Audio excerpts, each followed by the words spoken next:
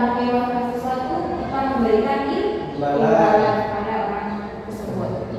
Selanjutnya hukum dan dalil dari upah. Coba baca juga. Hukumnya yaitu boleh atau upah dan dianjurkan untuk berlaku adil. Sebagaimana di hadis Nabi Muhammad SAW, berikanlah upah kepada pekerja sebelum kirim keringatnya. Hadis riwayat Ibnu Majah. Artinya upah mengupah ini kita memberikan upah kepada seseorang setelah mereka melakukan pekerjaan. Jadi apakah sudah paham tentang hukum dan dalil dari sewa menyewa dan upah mengupah? Sudah, Bu. Oke. Selanjutnya yaitu ada pun syarat dan sewa dari upah. Baik sewa atau upah itu memiliki syarat-syarat tertentu. Yang pertama pelaku akad balik dan gagal. Yang kedua manfaat barang atau jasa itu harus jelas. Dan yang ketiga harga ataupun upah yang diketahui harus disepakati. Kemudian waktu penggunaan pekerjaannya itu harus jelas dan ada pun kerelaan dari kedua belah pihak. Dan ada pun contoh penerapan.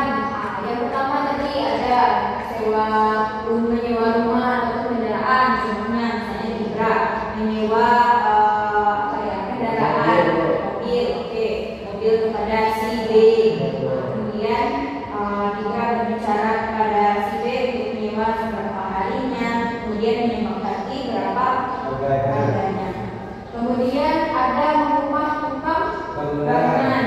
Pernah melihat ke tukang rumah untuk memperbaiki rumahnya kan? Kemudian dibayar oleh orangnya. Itu namanya mengupah. Kemudian ada pun jasa menjahit pakaian, itu juga dikatakan sebagai Mengupah dibayar. Kemudian ada mengontrak buku atau lahan usaha, Itu menyewa. Membayar guru les, Itu mengupah. berarti sudah paham ya Anda?